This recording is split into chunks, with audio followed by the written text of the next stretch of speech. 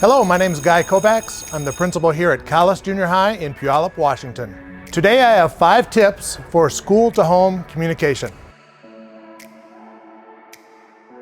Tip number 1, have multiple avenues. It is hard to reach all stakeholders with just one source of information. So here at Calais, we use a website.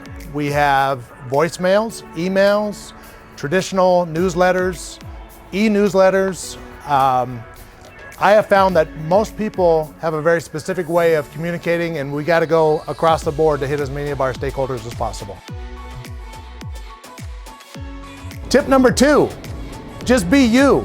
Let your personality shine through in your communication. If you're a person that likes to use humor, do that. If you like to use data, do that. I'm kind of an optimistic cheerleader, so that shines through in my communication. Also make sure that you're you in your foundational beliefs.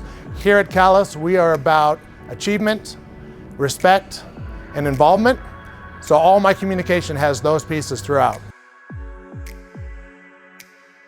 Tip number 3, be honest and be vulnerable. This helps build trust, which goes back to the relationships. If you make mistakes in your communication, just own them and work to be transparent. And I think you need to be out front of any uglies that are taking place. If there's a situation or information that people need, maybe tied to safety, just go out there and communicate that. Don't worry about whether it feels good or bad on the other end. Communication in that way is important as well. Tip number 4, be aware of two-way communication.